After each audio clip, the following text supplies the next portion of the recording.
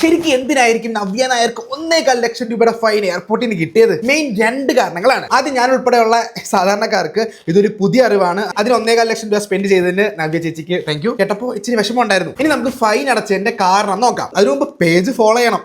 ഓരോ കൺട്രിക്കും അവരവരുടേതായ പ്രത്യേക തരത്തിലുള്ള റൂൾസുകൾ കാണും. അതൊരു ടൂറിസ്റ്റ് എന്ന നിലയിൽ അല്ലെങ്കിൽ വിസിറ്റർ എന്ന നിലയിൽ നമ്മൾ നോക്കിയിരിക്കേണ്ടത് നമ്മുടെ ബാധ്യതയാണ്. ഇവിടെ ട്വിസ്റ്റ് വന്നത് എയർപോർട്ടിലെ അധികൃതർ മേ ബി പറയേണ്ടതായിരുന്നു. ഒന്നാമത്തെ കാര്യം, ഓസ്ട്രേലിയൻ ഗവൺമെന്റ് അവിടുത്തെ അഗ്രികൾച്ചർ ഡിപ്പാർട്ട്മെന്റിന്റെ ഒരു ലോ ഉണ്ട്. അതായത് അന്യ രാജ്യങ്ങളിൽ നിന്നുള്ള ചെടികളോ പൂവോ മൃഗങ്ങളോ ഒന്നും തന്നെ നിങ്ങൾക്ക് ഓസ്ട്രേലിയയിലോട്ട് കൊണ്ടുവരാൻ പറ്റില്ല. ഓക്കെ, ബേസിക്കലി നമ്മുടെ ഒരു കൾച്ചറാണ് മുല്ലപ്പൂവൊക്കെ ചൂടി നല്ല സാരിയൊക്കെ എടുത്ത് ഓണത്തിന് വൈബടിക്കാന്നുള്ളത്. പ്രത്യേകിച്ച് മലയാളികൾ അവിടെ ഉള്ളതുകൊണ്ടായിരിക്കാം മുല്ലപ്പൂക്ക് ചൂടി പോയത്. അവർ ഈ ലോ പാസ്സാക്കാൻ കാരണം നമ്മൾ ഈ മുല്ലപ്പൂവിനകത്ത് മൈക്രോ ആയിട്ടുള്ള ബാക്ടീരിയസ് കാണും. ഇത് അവരുടെ ഓസ്ട്രേലിയയുടെ പച്ചപ്പിന് അല്ലെങ്കിൽ അവരുടെ നേച്ചറിന് ദോഷമാണ് എന്നുള്ളത് കൊണ്ടാണ് മറ്റുള്ള രാജ്യങ്ങളിൽ നിന്നും ഇതുപോലെ മൃഗങ്ങളെ ഒന്നും കൊണ്ടുവരുന്നത്. അത്രയൊക്കെ കാര്യങ്ങൾ ഭയങ്കര സ്ട്രിക്റ്റ് ആയിട്ട് നോക്കുന്ന ഒരു രാജ്യമാണ് ഓസ്ട്രേലിയ. ജസ്റ്റ് 15 സെന്റിമീറ്റർ കൊണ്ടുപോയതിനാണ്, അതും ബാഗ് വെച്ചിട്ട് കൊണ്ടുപോയെന്നാണ് പറയുന്നത്. കുറച്ച് തലയിലുണ്ടായിരുന്നു, ബാഗിൽ വെച്ചതിനാണ് ഫൈൻ കിട്ടിയെന്നാണ് അറിയുന്നത്. ഓസ്ട്രേലിയൻ പൈസ കൺവേർട്ട് ചെയ്യുമ്പോൾ 1.25 ലക്ഷം രൂപ ഇച്ചിരി കൂടുതലാണ് നമുക്ക് തോന്നുമ്പോൾ. ഇതൊരു ഗുണപാഠമാണ് നമുക്ക്. അതായത് നമ്മൾ ഏത് രാജ്യത്ത് പോയാലും അവിടുത്തെ റൂൾ എന്താണെന്ന് മനസ്സിലാക്കിയിട്ട് ബേസിക് ഒരു നോളജ് എപ്പോഴും കൈ കാണണം. അവിടുത്തെ റൂൾ എന്താണോ അത് നമ്മൾ ഒബേ ചെയ്യാൻ ബാധ്യസ്ഥരാണ്.